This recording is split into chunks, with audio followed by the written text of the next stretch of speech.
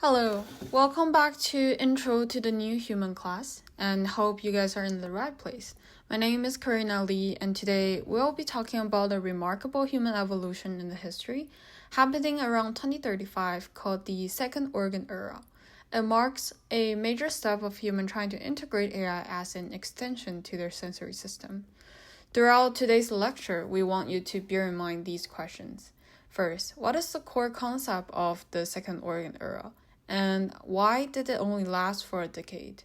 Today, in 2064, when we look back at the history, trying to understand why it emerged and what we can learn from it. When archaeologists first discovered these remains in Berkeley, California, they believed these were the skeletons of some sort of alien creatures because its bizarre and intricate structure. But with more video footage collected, scholars were able to determine its function as a set of AI wearables designed to curate human experiences, like second organ. And these tools filter information before it reaches our mouths, eyes, and ears, altering our perception to the world.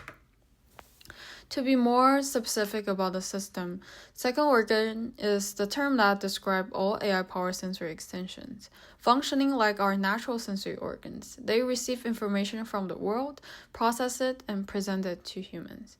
As shown in the diagram, these organs are active sensors to all the information that exists.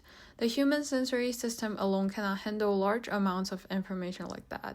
Therefore, by placing AI at the center, these artificial sensory extensions ideally filter out unwanted inputs and deliver only the most relevant and desirable ones to humans.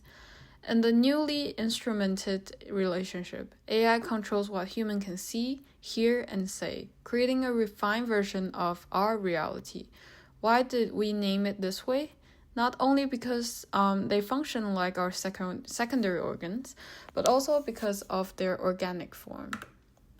We are lucky that based on the image records and remains, we are able to reconstruct the second organ digitally and physically.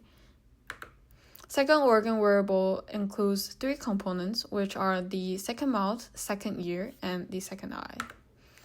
As documented, the form of the second organ drew inspiration from a stage in insect development called metamorphosis, symbolizing humanity's transition to an AI-augmented reality. You can see references to butterfly wings and insect mouthpart, combining transparent organic form with metallic highlight to create a biomimicry structure that appears to grow alienatedly from human body. So let's go back to 2020 to see how this relationship between human and AI got developed. At the time, there were an explosive growth of AI adoption. People began heavily rely on early AI tools such as ChatGPT, a chatbot system designed to help refine human words. Whether for professional emails, job application, or casual messaging, people rely on it to ensure they express themselves clearly and exactly as they intended. But it wasn't just about what we said. Social media platforms back in the day like TikTok and Instagram used powerful algorithms to filter what people saw and heard. These capitalism-driven algorithms were designed to promote consumption, so the content were curated perfectly to match people's interests and beliefs, reinforcing what they really want to see. So let's look at an example of an individual in 2020 scrolling through their Instagram reels.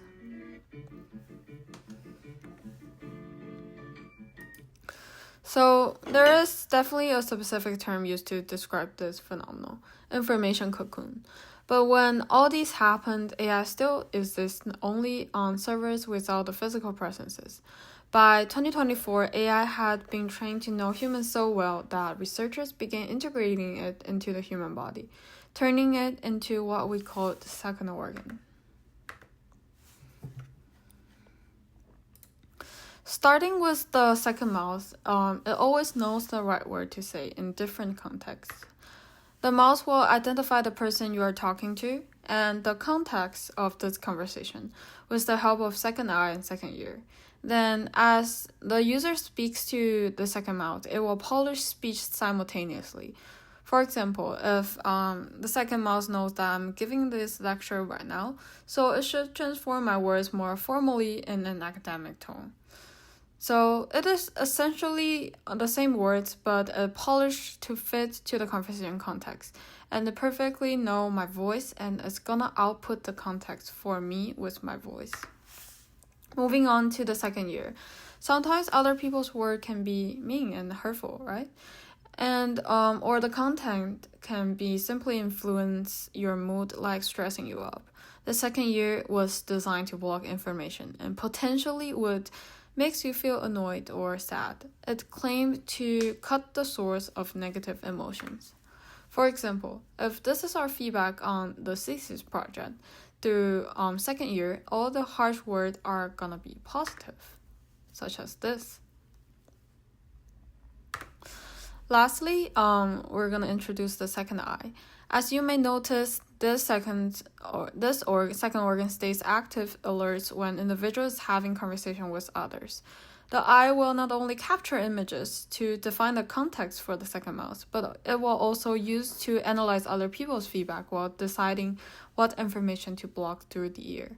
Most importantly, it will clean your vision, erase the things you don't want to see. If you don't like pigeons, it will disappear in your world forever. So let's go back to the history. Why did the second organ era end? Evidence shows that people stopped using second organ after 2050. There might be some government restriction on using this, but what really matters is that it's not only filtering out the unwanted information, but also taking human autonomy away. People are gradually losing their ability to identify the true reality without manipulation of AI. Thanks to the elimination of the second organ, we are here today sharing our thoughts with you directly, free from AI processing. So to end today's lecture, we wanted to show you this short footage, which seems to be a user manual for the second organ. But before that, we wanted to ask these questions to you guys, and to keep these questions in mind while watching the user manual footage video. So how does this history makes you reflect on the loss of human autonomy and our alienation from AI and technology?